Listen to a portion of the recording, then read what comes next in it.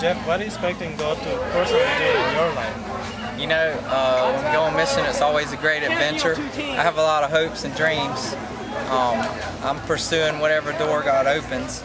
But my hope is that I wouldn't get in the way of God. There'll be none of me and all of Him. And for these 41 people that are here, my hope is that God will call some of them out in full-time service, but that every single one of them would recognize they're on the mission field every time they step. And as we go into this mountain right back over here, I pray that we go in the power and the Spirit of God to encourage. And you know, my personal hope is that we make disciples and grow leaders that plant churches and continue to work on 365 days a year, which is far greater than what we can do. So we're just hoping that God will continue to do a great work for a long time from the efforts that we have here for just 1 week. Saturday, June the 20th, and this is my dear brother Jeff, and they are thinking about going back to Live Oak, Florida today. But at the beginning of the week, my dear brother, we had asked you about what you were hoping to see God do through the team that you were responsible for bringing here in Roatan, and then what God did in your heart during this particular week. So I sure would appreciate you kind of just expounding on those couple of things there. Well, did we get to dance? Did we get to do drama? Did we get to sing? Build a house? Woo! You know, do Bible school with hundreds of kids, do sports, see some of the leaders in the community's children give their life to Christ. And, you know, people coming back and saying, I can't believe it, the first 5 people I shared with accepted Christ. I mean, it was just, it was an amazing week. I can't even begin to explain it. I have some of the greatest leaders, and therefore we were able to do a lot of different things. In fact, it was kind of hard to keep up with it. But God sat down with us, did some beautiful things. We got to live in the Colonial for a couple days, and that was really a stretch. And God really blessed that. And one of the ladies said, it was like having Jesus in our home. And that really kind of puts into perspective how the people appreciate it. You know, in this culture, one of the things I really learned this week is that a family member won't necessarily share Christ with a family member, and but they're so appreciative when we do, and we got to figure out how to share with them and encourage them to share, and go with them to share with their other friends, so that the work of Christ continues on. There's many people we've got material to.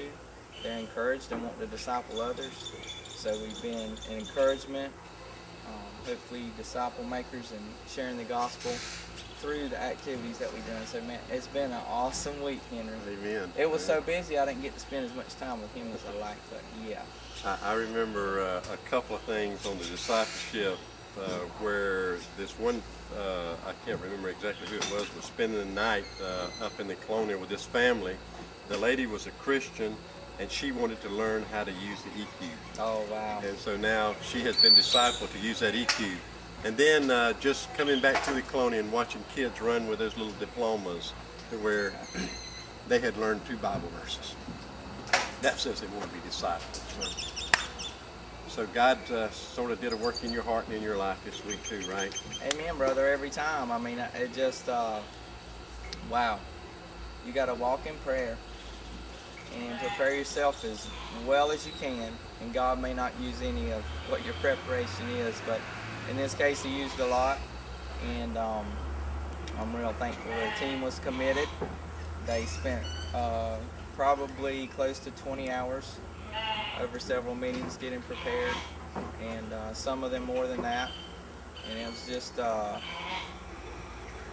you know, I think it's my friend Pastor Gary that says, you know, as prepared as you are before you go is how effective you'll be when you're in the field. So if you're prepared to know you're going to give up these things, that you're going to have to walk in prayer, and that you have trained and done dramas, and you're prepared for dances, and you've got a plan for your building and whatever it is, you plan for Bible school. We had a schedule for sports. I mean, can you imagine? You just throw a soccer ball out there. That's kind of what you do.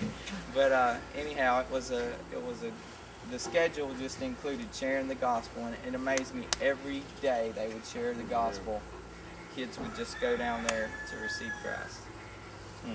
Yeah, that's phenomenal.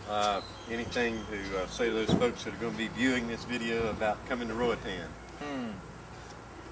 Well, if you're scared of that God might change your life for His glory, don't come. But if you would love to come and join behind Henry and Francis, who have plowed some hard ground, gone and done water on this mountain, discipled many of these people, and you want to join in on something that God is all in the middle of, with a people that love for you to share Jesus and love on them. If it sounds like something you want to be a part of, you just need to sign up. Right now, Henry, I think you're booked for about 2 months, aren't you? Yes, sir, brother. Yes, sir. So there's a lot of teams coming to help, but it was interesting. We got to continue on some work that was from the previous team. I mean, we even continued on a work from something that happened in March, where people said, I want to learn instruments, and we brought them down here and got them in a room and restrung their guitar that was missing a string. And Johnny told me that he went through 7 chords with the boy. The boy stayed up all night, and he had them all perfect the next day. And it was just really awesome, the hunger and the excitement of the people and the opportunity to share Christ, whether it's teaching them an instrument, that this gentleman is a believer and wants to play for God. It's just, you don't want to miss out on that. So that's what I tell them. Well, brother, I love you. Appreciate you very, very much. Okay? Thank you, bro. Okay. Love you too. This is a friend, Clay Thomason from Live Team. And Clay, what do you personally want God to do in your life through this week? Well, this week in my life, I want God to really just to draw me closer to Him, and to allow Him to use me to reach these people, to just get them to have a closer relationship with God, and to disciple them so that they can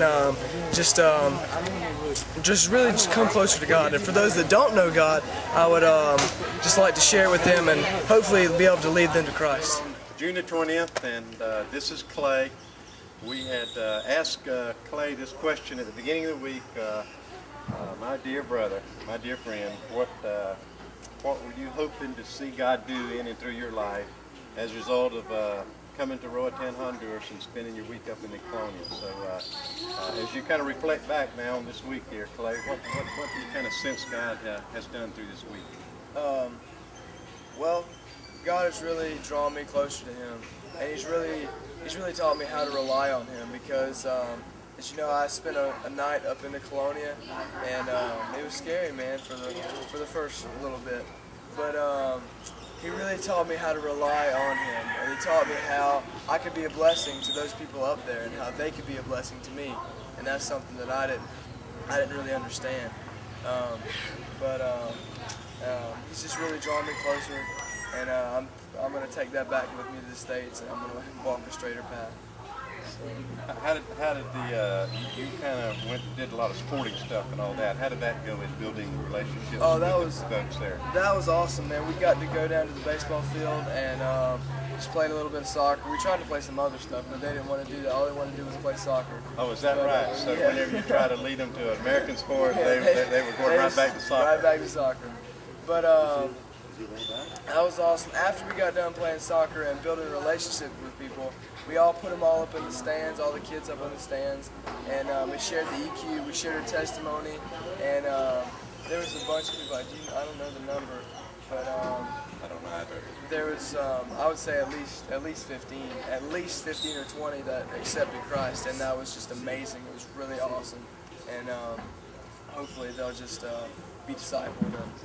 So what you saw is building relationships, first of all, through a sporting event that they liked, and then taking it to the stands, and then they had connected with you guys, and they listened. I think Clay, on the first night they were like 10 or 12, first day that accepted Christ. But my dear best friend Marvin, just talked to him about his older son, and on the last day, his oldest son Marvin and his next oldest son Eric came down and accepted Christ. So, brother, I love you. Thank you so very much for what you did this week. Okay, all righty.